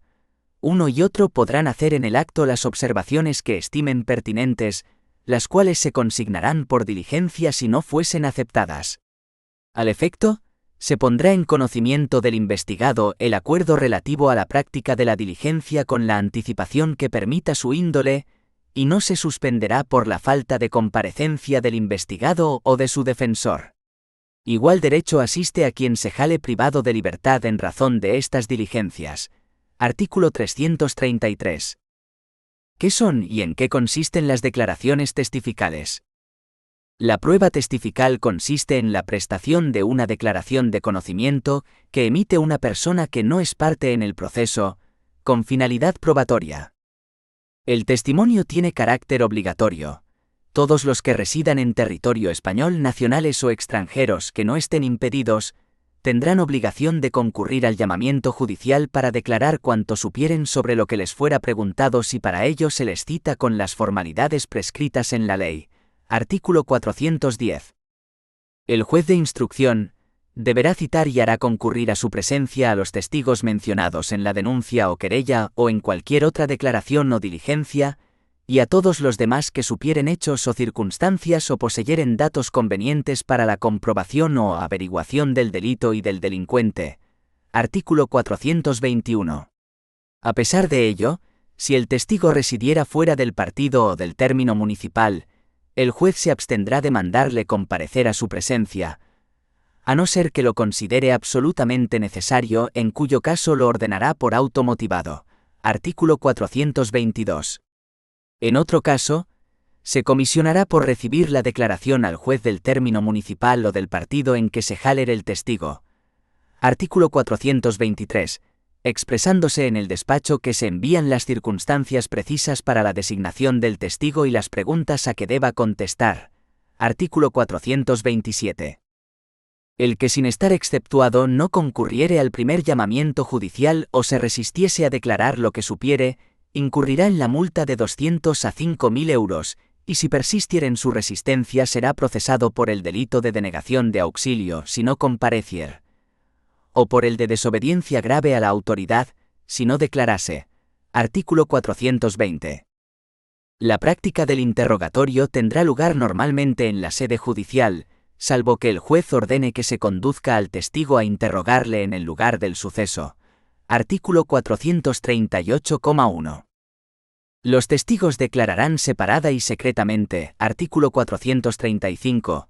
De viva voz sin que les sea permitida declaración ni respuesta alguna que lleven escrita, excepto cuando se trate de consultar algún apunte que contenga datos de difícil recuerdo. El testigo podrá dictar las contestaciones. Artículo 437. El juez instructor, antes de recibir al testigo juramento o promesa, le instruirá de la obligación que tiene de ser veraz y, en su caso, de las penas señaladas en el Código Penal para el delito de falso testimonio en causa criminal. El testigo manifestará previamente nombre y apellidos, su estado y profesión, si conoce o no al procesado y a las demás partes, y si tiene con ellas parentesco, amistad o relaciones de cualquier otra clase, si ha estado procesado y la pena que se le impuso. Si el testigo fuera miembro de las fuerzas y cuerpos de seguridad en el ejercicio de sus funciones, será suficiente para su identificación el número de su registro personal y la unidad administrativa a la que está adscrito. El juez dejará al testigo narrar sin interrupción los hechos sobre los cuales declare, y solamente le exigirá las explicaciones complementarias que sean conducentes a desvelar los puntos oscuros y contradictorios. Después le dirigirá las preguntas que estime oportunas. Artículo 436. No se permitirán al testigo preguntas capciosas ni sugestivas, ni se empleará coacción, engaño, promesa ni artificio alguno, para obligarle o inducirle a declarar en determinado sentido. Artículo 439. El testigo podrá leer por sí mismo la diligencia de su declaración, y si no pudiese, se la leerá el letrado de la Administración de Justicia o el intérprete según los casos. Artículo 443. La declaración habrá de ser firmada por el juez y por todos los que en ellas hubieren intervenido, autorizándolos el letrado de la Administración de Justicia. Artículo 444. ¿Qué son los actos periciales? Los peritos son terceras personas con conocimientos especializados, llamados al proceso para aportar un conocimiento especial que al juez le falta o puede faltarle, necesario para la percepción y apreciación de los hechos. A la materia que nos ocupa se refieren los artículos 456 al 485, y con carácter general se establece que el juez acordará el informe pericial cuando, para conocer algún hecho o circunstancia importante en el sumario, fueren necesarios o convenientes conocimientos científicos o artísticos. Artículo 456. Los peritos pueden ser titulares o no.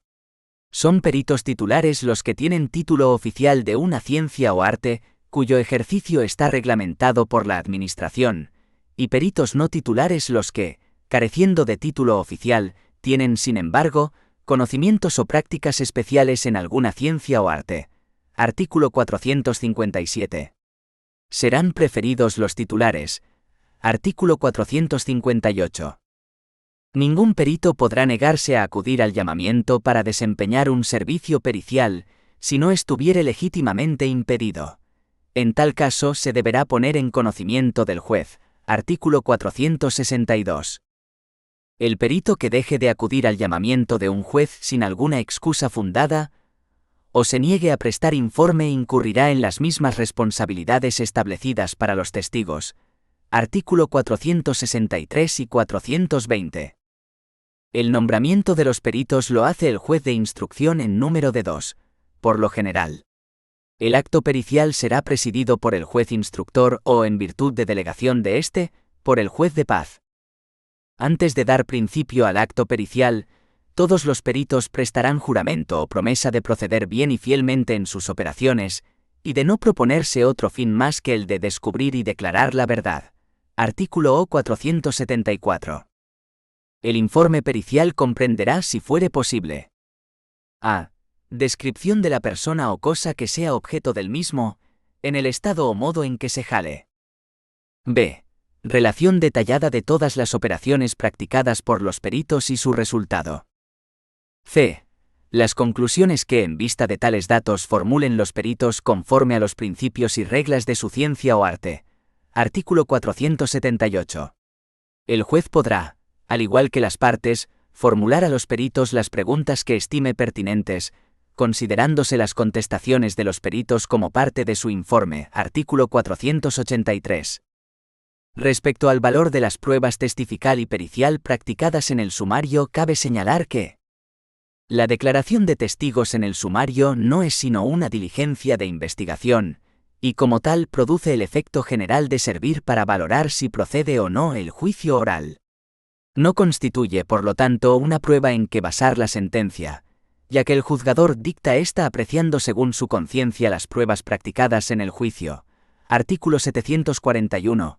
Y el juicio no es, obviamente, el sumario.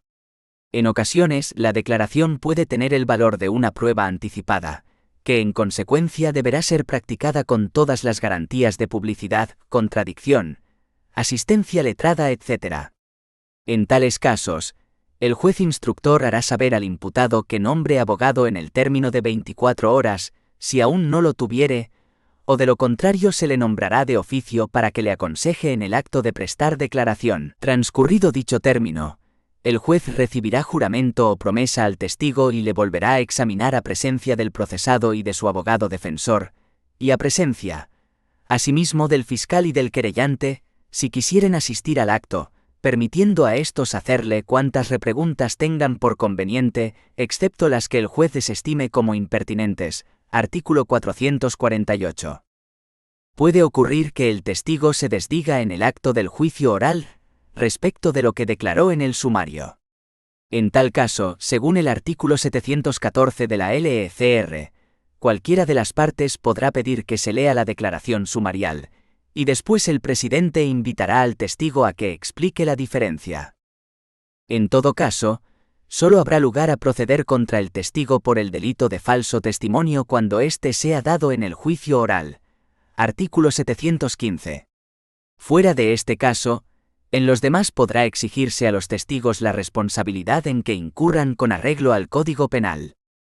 El informe pericial tiene, en principio, el valor de simple diligencia sumarial, que no puede ser tomado como prueba única para fundar la sentencia. Artículo 741 de la LECR. También aquí puede realizarse una prueba anticipada. Aportación de documentos y otras piezas de convicción. La LECR no regula sistemáticamente la prueba de documentos en la fase sumarial, pero no cabe duda de que pueden constituir medios fundamentales de investigación y, en ocasiones, objeto mismo del delito. Por ejemplo, falsedad cometida en documento. Como medio de investigación, el documento habrá de ser incorporado a los autos en fase sumarial. Sin embargo, como toda diligencia de tal fase, carece de valor probatorio por sí mismo, si no se reproduce en el acto del juicio oral con respecto a los principios de audiencia, contradicción y publicidad. Lo mismo puede decirse de las grabaciones telefónicas y dactilográficas.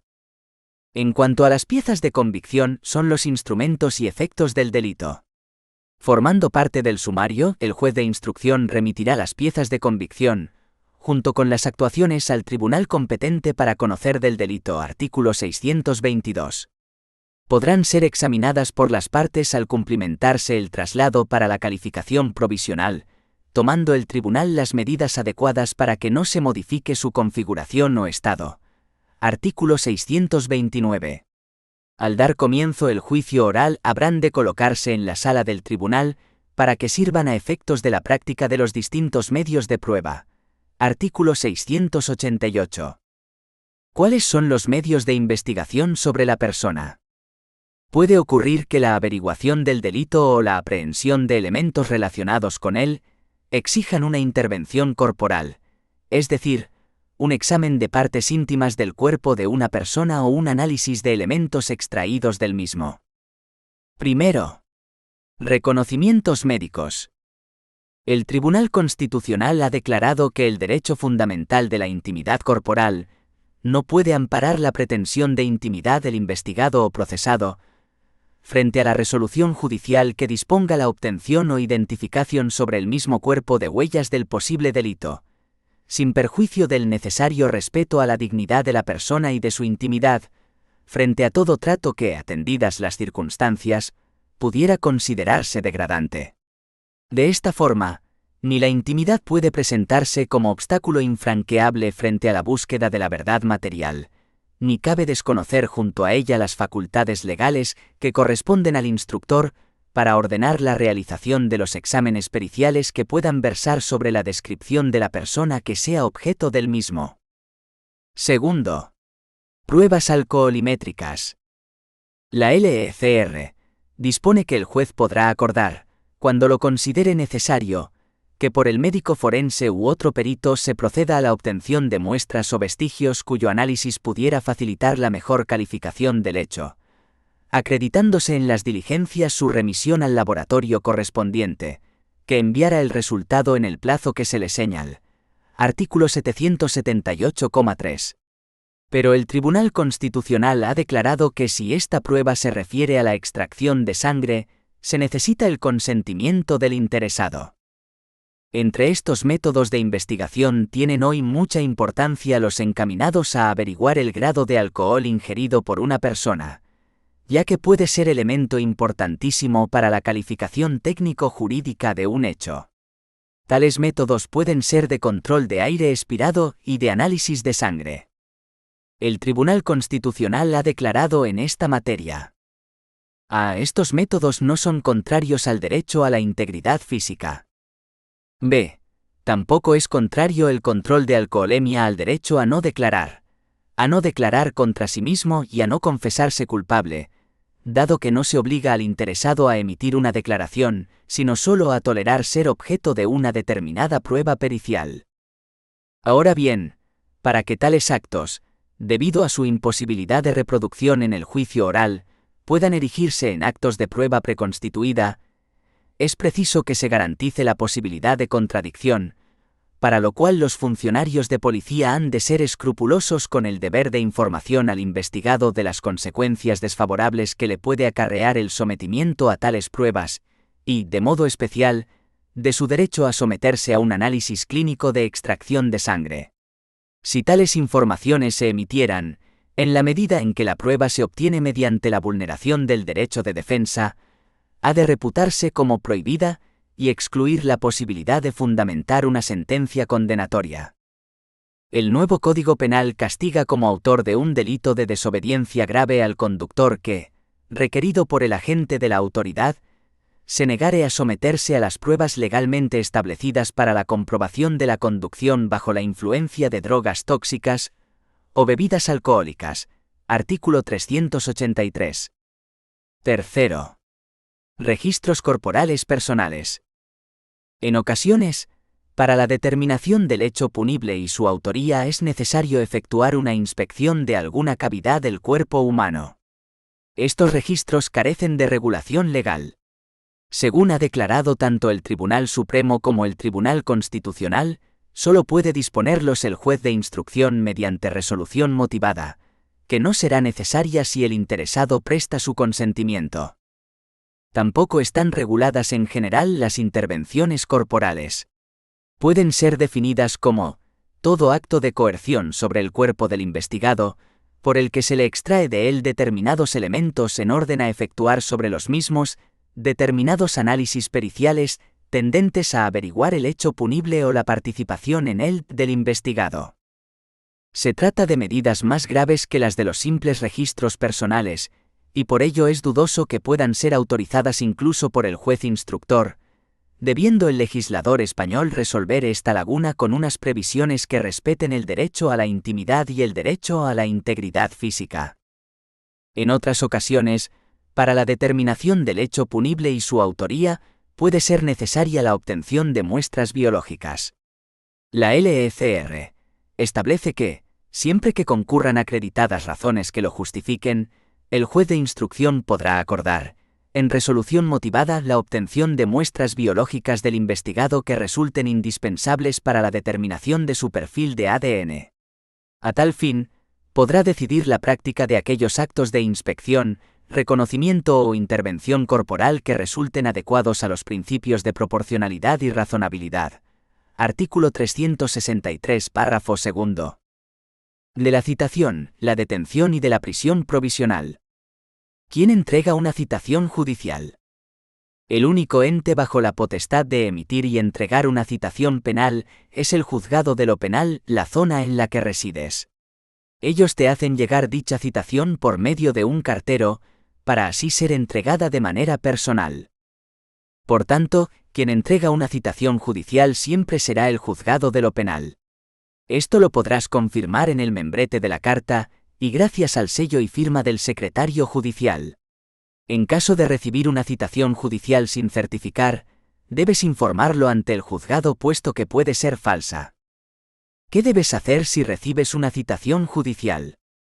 Si te ha llegado una citación de tipo judicial, lo primero que debes hacer es dejar el nerviosismo atrás.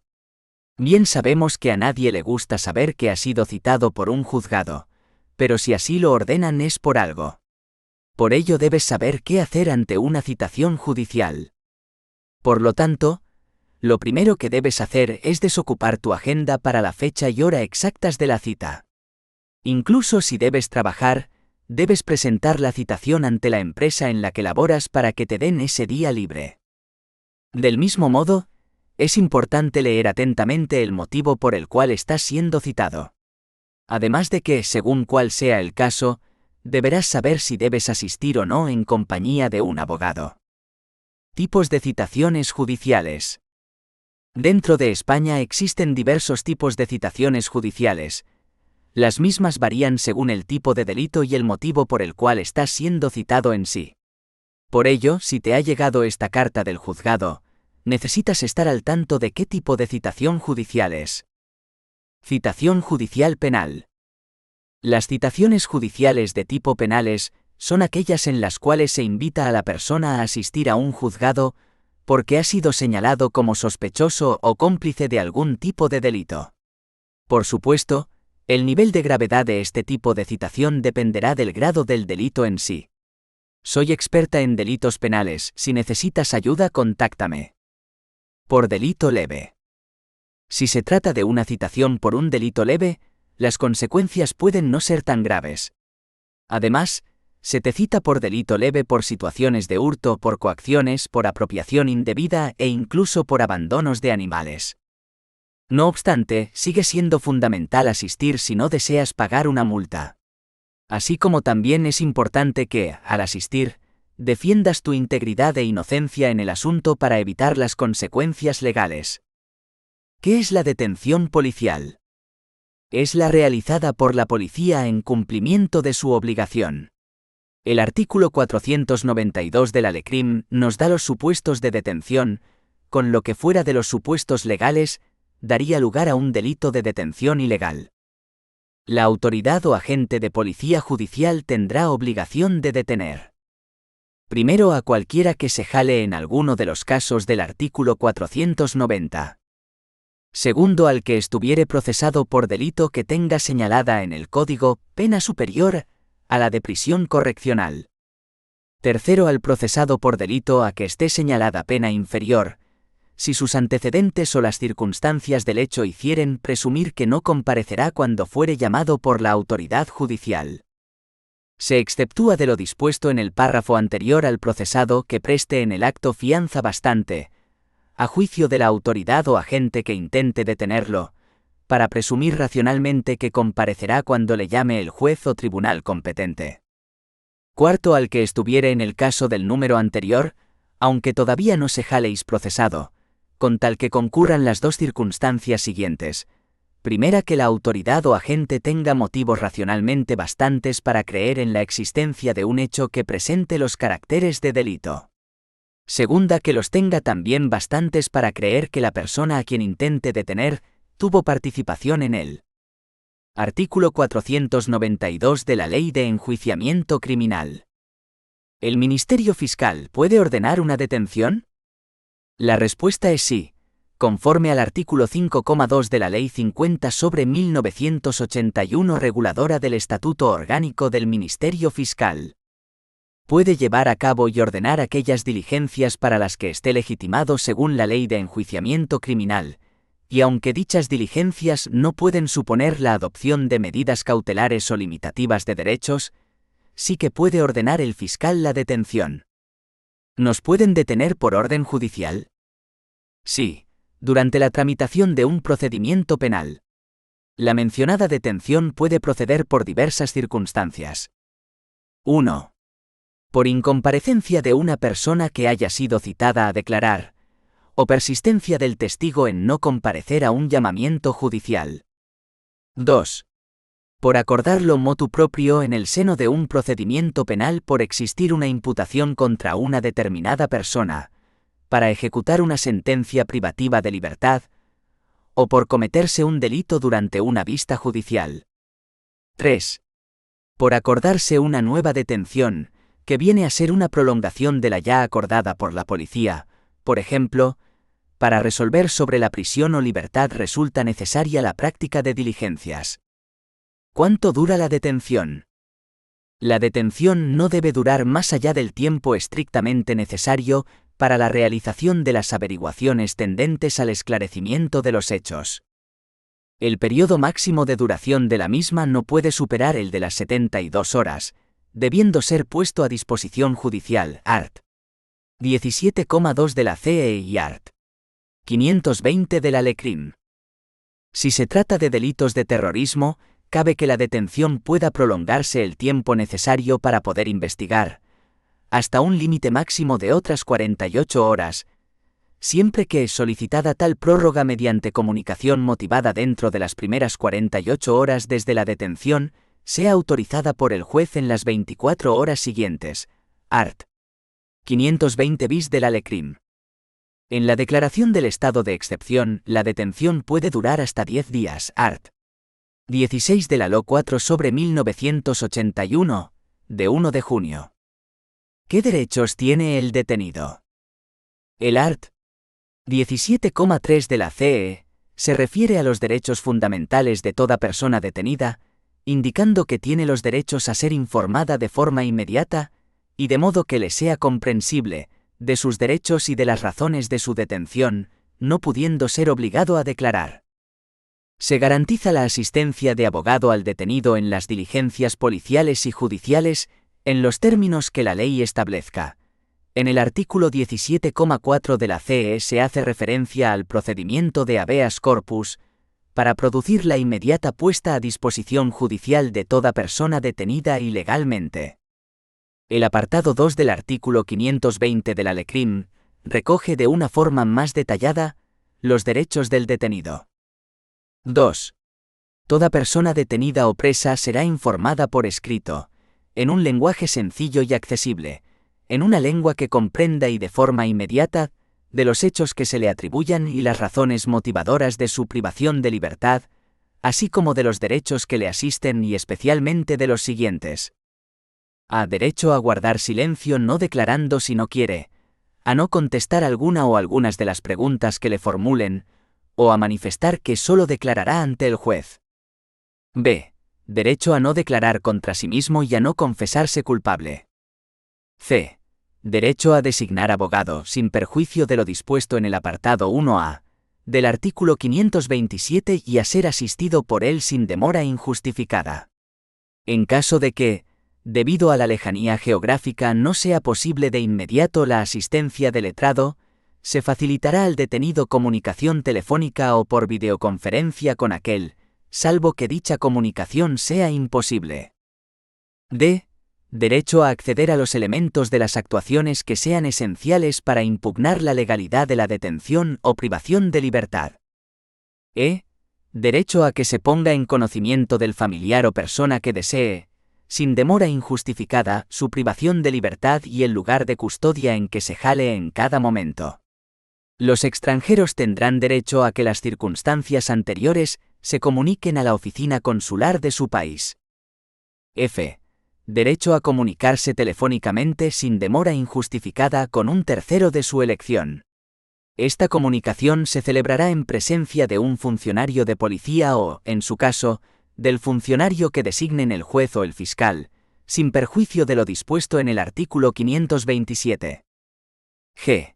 Derecho a ser visitado por las autoridades consulares de su país, a comunicarse y a mantener correspondencia con ellas. H. Derecho a ser asistido gratuitamente por un intérprete, cuando se trate de extranjero que no comprenda o no hable el castellano o la lengua oficial de la actuación de que se trate, o de personas sordas o con discapacidad auditiva, así como de otras personas con dificultades del lenguaje. Y.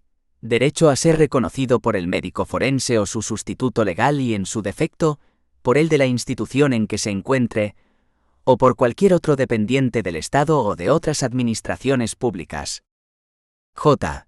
Derecho a solicitar asistencia jurídica gratuita, procedimiento para hacerlo y condiciones para obtenerla. Artículo 520,2 de la Ley de Enjuiciamiento Criminal.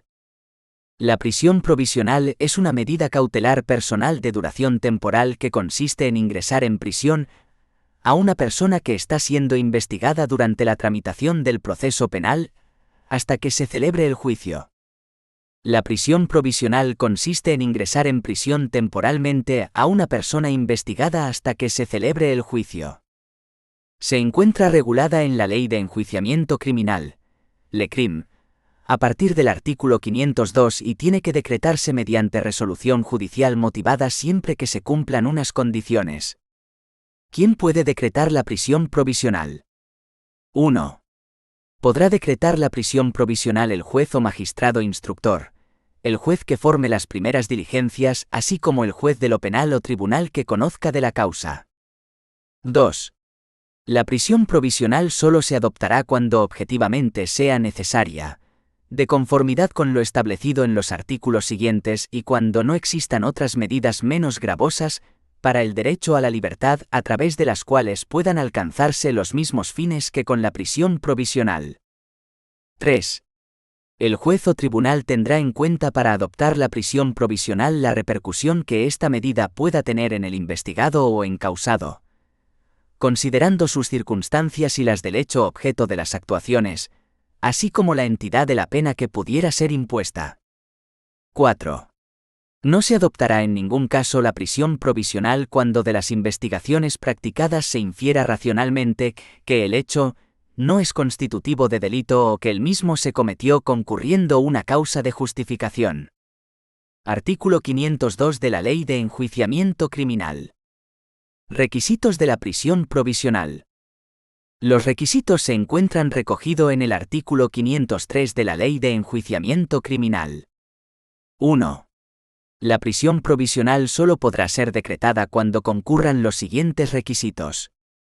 Primero, que conste en la causa la existencia de uno o varios hechos que presenten caracteres de delito sancionado con pena cuyo máximo sea igual o superior a 2 años de prisión, o bien con pena privativa de libertad de duración inferior si el investigado o encausado tuviere antecedentes penales no cancelados ni susceptibles de cancelación, derivados de condena por delito doloso. Si fueran varios los hechos imputados, se estará a lo previsto en las reglas especiales para la aplicación de las penas, conforme a lo dispuesto en la sección 2A del capítulo 2 del título 3 del libro 1 del Código Penal. Segundo, que aparezcan en la causa motivos bastantes para creer responsable criminalmente del delito a la persona contra quien se haya de dictar el auto de prisión. Tercero, que mediante la prisión provisional se persiga alguno de los siguientes fines. A. Asegurar la presencia del investigado o encausado en el proceso cuando pueda inferirse racionalmente un riesgo de fuga. Para valorar la existencia de este peligro, se atenderá conjuntamente a la naturaleza del hecho, a la gravedad de la pena que pudiera imponerse al investigado o encausado, a la situación familiar, laboral y económica de éste, así como a la inminencia de la celebración del juicio oral, en particular en aquellos supuestos en los que procede incoar el procedimiento para el enjuiciamiento rápido regulado en el título 3 del libro 4 de esta ley. Procederá a acordar por esta causa la prisión provisional de la persona investigada cuando, a la vista de los antecedentes que resulten de las actuaciones, hubieran sido dictadas al menos 2 requisitorias para su llamamiento y busca por cualquier órgano judicial en los 2 años anteriores. En estos supuestos, no será aplicable el límite que respecto de la pena establece el ordinal primero de este apartado. B. Evitar la ocultación, alteración o destrucción de las fuentes de prueba relevantes para el enjuiciamiento en los casos en que exista un peligro fundado y concreto. No procederá a acordar la prisión provisional por esta causa, cuando pretenda inferirse dicho peligro, únicamente del ejercicio del derecho de defensa o de falta de colaboración del investigado, o encausado en el curso de la investigación. Para valorar la existencia de este peligro, se atenderá a la capacidad del investigado o encausado para acceder por sí o a través de terceros a las fuentes de prueba, o para influir sobre otros investigados o encausados, testigos o peritos o quienes pudieran serlo. C. Evitar que el investigado o encausado pueda actuar contra bienes jurídicos de la víctima, especialmente cuando ésta sea alguna de las personas a las que se refiere el artículo 173,2 del Código Penal. En estos casos, no será aplicable el límite que respecto de la pena establece el ordinal primero de este apartado. 2. También podrá acordarse la prisión provisional, concurriendo los requisitos establecidos en los ordinales primero y segundo del apartado anterior, para evitar el riesgo de que el investigado o encausado cometa otros hechos delictivos. Para valorar la existencia de este riesgo, se atenderá a las circunstancias del hecho, así como a la gravedad de los delitos que se pudieran cometer. Solo podrá acordarse la prisión provisional por esta causa cuando el hecho delictivo imputado sea doloso. No obstante, el límite previsto en el ordinal primero del apartado anterior no será aplicable cuando de los antecedentes del investigado o encausado y demás datos o circunstancias que aporte la policía judicial o resulten de las actuaciones, pueda racionalmente inferirse que el investigado o encausado viene actuando concertadamente con otra u otras personas de forma organizada para la comisión de hechos delictivos o realiza sus actividades delictivas con habitualidad. Artículo 503 de la Ley de Enjuiciamiento Criminal. Por lo tanto, podemos interpretar que para que un juez pueda privar de libertad a la persona a pesar de la presunción de inocencia, deben concurrir los siguientes requisitos. Que exista un hecho delictivo con penas máximas de 2 o más años, pudiendo ser inferior a 2 años si el imputado tiene antecedentes penales. Indicios claros de que la persona investigada es la autora de ese delito. El objetivo debe ser evitar el riesgo de que el sospechoso cometa otros actos delictivos, siempre que sea por un delito doloso, destruya pruebas o bien para asegurar la asistencia del acusado al proceso. Esta medida debe ser estrictamente necesaria, es decir, que no existen otras medidas cautelares menos graves como el arresto domiciliario o una fianza, que se puedan adoptar para asegurar los objetivos establecidos. Duración máxima para la prisión provisional. Por norma general, la prisión provisional durará hasta que se produzca la sentencia final del proceso judicial, o bien se extinguirá si en algún momento desaparecen las causas para la prisión provisional. No obstante, existen unos periodos máximos de duración establecidos por la ley. Si la finalidad es evitar una posible fuga o la reiteración delictiva, la duración de la prisión provisional no podrá ser mayor de -1 año para delitos con pena privativa de libertad igual o inferior a 3 años, prorrogable hasta 6 meses. -2 años si la pena correspondiente al hecho delictivo es de más de 3 años, prorrogable hasta 2 años. Por otro lado, cuando el objetivo sea evitar la destrucción de pruebas, no podrá ser mayor de 6 meses sin posibilidad de prórroga. 1. La prisión provisional durará el tiempo imprescindible para alcanzar cualquiera de los fines previstos en el artículo anterior, y en tanto subsistan los motivos que justificaron su adopción. 2. Cuando la prisión provisional se hubiera decretado en virtud de lo previsto en los párrafos A o C del apartado 1 tercero o en el apartado 2 del artículo anterior, su duración no podrá exceder de 1 año si el delito tuviere señalada pena privativa de libertad igual o inferior a 3 años, o de 2 años si la pena privativa de libertad señalada para el delito fuera superior a 3 años. No obstante, cuando concurrieren circunstancias que hicieran prever que la causa no podrá ser juzgada en aquellos plazos, el juez o tribunal podrá, en los términos previstos en el artículo 505, acordar mediante auto una sola prórroga de hasta 2 años si el delito tuviera señalada pena privativa de libertad superior a 3 años, o de hasta 6 meses si el delito tuviera señalada pena igual o inferior a 3 años. Si fuere condenado el investigado o encausado, la prisión provisional podrá prorrogarse hasta el límite de la mitad de la pena efectivamente impuesta en la sentencia, cuando ésta hubiere sido recurrida. 3. Cuando la prisión provisional se hubiere acordado en virtud de lo previsto en el apartado 1 tercero b del artículo anterior, su duración no podrá exceder de 6 meses. Artículo 504 de la Ley de Enjuiciamiento Criminal.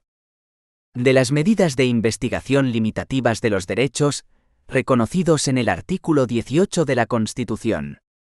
Mecanismos internacionales de denuncia y protección. En la medida que la vulneración de los derechos fundamentales recogidos en el artículo 18c, implique una violación de los derechos contemplados en los diferentes instrumentos internacionales de derechos humanos, resultarán de aplicación los mecanismos internacionales de denuncia y protección establecidos para la defensa de esos derechos humanos. Generalmente, pero no siempre y en todo caso, para acudir a esos mecanismos internacionales de denuncia y protección, resultará necesario agotar previamente la vía judicial interna. Medidas constitucionales de protección. Los derechos fundamentales recogidos en el artículo 18 de la Constitución española gozan de las siguientes medidas de protección, establecidas por la propia Constitución. 1. Cualquier ciudadano puede recabar la tutela de los derechos fundamentales recogidos en el artículo 18 de la Constitución española, ante los tribunales ordinarios, por un procedimiento basado en los principios de preferencia y sumariedad, art. 53,2 de la Constitución española. 2. Cualquier ciudadano puede acudir, tras el cumplimiento de los requisitos y tramitaciones establecidas para ello, al recurso de amparo ante el Tribunal Constitucional para la protección de los derechos fundamentales recogidos en el artículo 18 de la Constitución, art. 53,2 y art. 161,1b de la Constitución española. 3. Cabe el recurso de inconstitucionalidad contra las leyes y disposiciones normativas con fuerza de ley que vulneren los derechos fundamentales recogidos en el artículo 18 de la Constitución española, artículo 53,1 y artículo 161,1a de la Constitución española. 4. El defensor del pueblo se encuentra designado, en virtud de lo establecido en el artículo 54 de la Constitución española, como alto comisionado de las Cortes Generales, para la defensa de los derechos recogidos en el título I de la Constitución, encuadrándose el artículo 18 de la Constitución dentro del mencionado título I. 5. Solo por ley, que en todo caso deberá respetar el contenido esencial de los derechos fundamentales recogidos en el artículo 18 de la Constitución española, podrá regularse el ejercicio de estos derechos, art. 53,1 de la Constitución española. 6. El desarrollo normativo de los derechos fundamentales recogidos en el artículo 18 de la Constitución española debe realizarse mediante ley orgánica, art. 81,1 de la Constitución española, que requiere un especial consenso parlamentario al exigirse para su aprobación, modificación o derogación, mayoría absoluta del Congreso, art. 81,2 de la Constitución española. 7. Se prohíbe la adopción de decretos leyes que afecten a los derechos recogidos en el artículo 18 de la Constitución española, al igual que a cualquier otro derecho, deber o libertad recogida en el título I de la Constitución, aun en los supuestos de extraordinaria y urgente necesidad en los que, para la regulación de otras materias, sí resulta procedente recurrir a los decretos leyes, art. 86,1 de la Constitución española. 8. El artículo 18 de la Constitución española, al igual que ocurre con los demás preceptos del capítulo 2 del título I de la Constitución, vincula directamente a las administraciones públicas, sin necesidad de mediación del legislador ordinario ni de desarrollo normativo alguno, tal y como se desprende de la STC 80/1982. 9. Cualquier modificación de la regulación que establece la Constitución española para los derechos fundamentales recogidos en el artículo 18 de la Constitución debería canalizarse a través de la vía de reforma constitucional grabada que establece el artículo 168 de la Constitución española y que requiere de un gran consenso social, ya que exige la aprobación de la correspondiente propuesta por mayoría de 2/3 de cada Cámara parlamentaria, Congreso de los Diputados y Senado, la posterior disolución de las Cortes Generales, la posterior celebración de elecciones generales, la nueva ratificación de la propuesta de modificación por mayoría de 2/3 de las cámaras parlamentarias formadas tras las correspondientes elecciones, y, por último, la ratificación de la propuesta de modificación mediante referéndum. 2. Lo habeas corpus. Ley Orgánica 6/1984, de 24 de mayo reguladora del procedimiento de habeas corpus. La detención, concepto y duración. La obligación de detener. Los derechos del detenido. El procedimiento de habeas corpus. Plazo máximo de la detención policial o extrajudicial. A plazo de la detención como norma general, 72 horas. El plazo máximo de detención hasta que el detenido sea puesto a disposición judicial viene establecido en el artículo 17 de la Constitución española y en los artículos 496 y 520 de la Ley de Enjuiciamiento Criminal. 1. Plazo máximo de la detención según el artículo 17 Constitución española.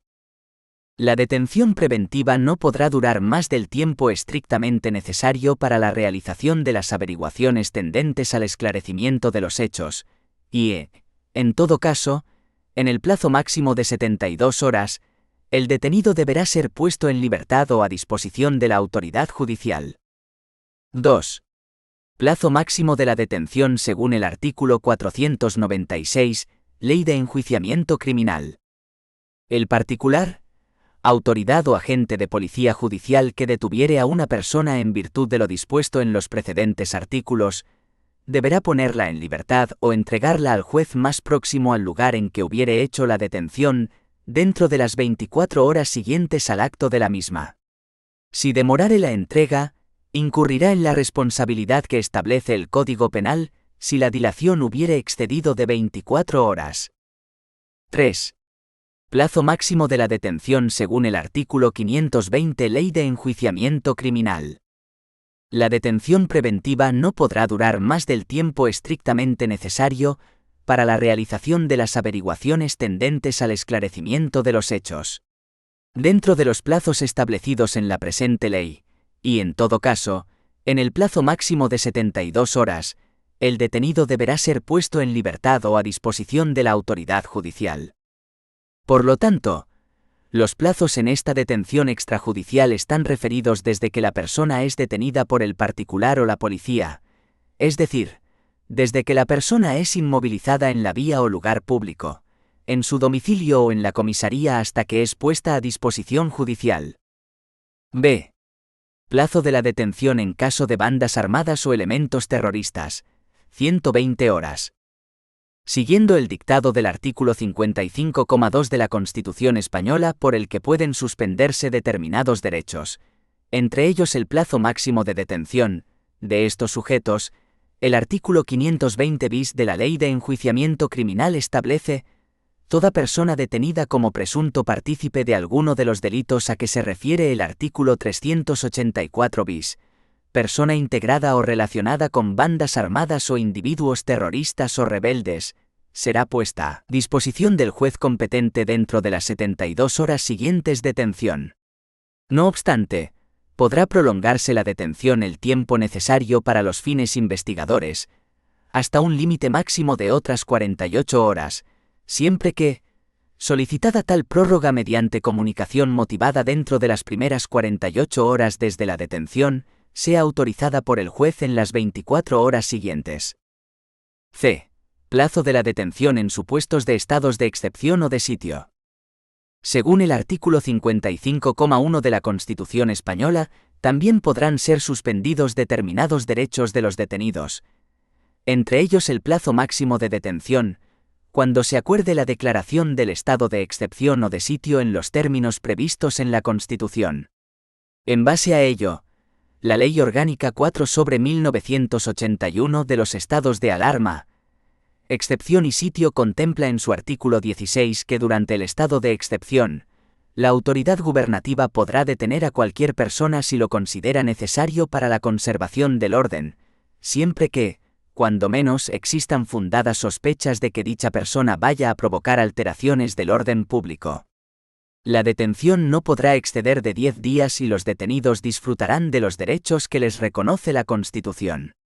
La detención habrá de ser comunicada al juez competente en el plazo de 24 horas.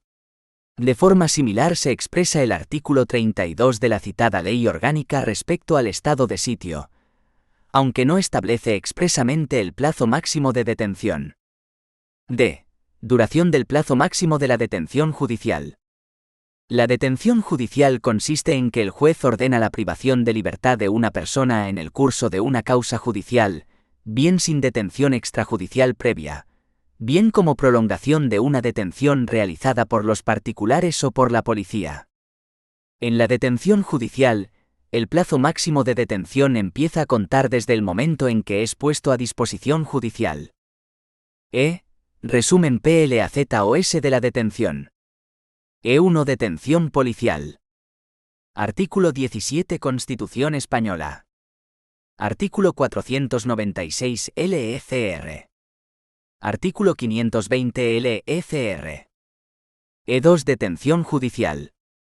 Más 72 horas desde el momento en que es puesto a disposición judicial. E3 Estados de excepción o de sitio. Más 72 horas desde el momento en que es puesto a disposición judicial. F. La obligación de detener. Artículo 490 Lecrim. Cualquier persona puede detener. Primero al que intentare cometer un delito, en el momento de ir a cometerlo. Segundo al delincuente infraganti. Tercero al que se fugare del establecimiento penal en que se jale extinguiendo condena. Cuarto al que se fugare de la cárcel en que estuviere esperando su traslación al establecimiento penal o lugar en que deba cumplir la condena que se le hubiese impuesto por sentencia firme. Quinto al que se fugare al ser conducido al establecimiento o lugar mencionado en el número anterior. Sexto al que se fugare estando detenido o preso por causa pendiente. Séptimo al procesado o condenado, que estuviere en rebeldía. Artículo 491 LECRIM. El particular que detuviere a otro justificará, si éste lo exigiere, haber obrado en virtud de motivos racionalmente suficientes para creer que el detenido se hallaba comprendido en alguno de los casos del artículo anterior. Artículo 492 LECRIM. La autoridad o agente de policía judicial tendrá obligación de detener. Primero a cualquiera que se jale en alguno de los casos del artículo 490. Segundo al que estuviere procesado por delito que tenga señalada en el Código pena superior a la de prisión correccional. Tercero al procesado por delito a que esté señalada pena inferior, si sus antecedentes o las circunstancias del hecho hicieren presumir que no comparecerá cuando fuere llamado por la autoridad judicial. Se exceptúa de lo dispuesto en el párrafo anterior al procesado que preste en el acto fianza bastante, a juicio de la autoridad o agente que intente detenerlo, para presumir racionalmente que comparecerá cuando le llame el juez o tribunal competente. Cuarto al que estuviere en el caso del número anterior, aunque todavía no se jaleis procesado, con tal que concurran las dos circunstancias siguientes. Primera, que la autoridad o agente tenga motivos racionalmente bastantes para creer en la existencia de un hecho que presente los caracteres de delito. Segunda, que los tenga también bastantes para creer que la persona a quien intente detener tuvo participación en él. G. Del ejercicio del derecho de defensa, de la asistencia de abogado y del tratamiento de los detenidos y presos. Artículo 520 LECRIM.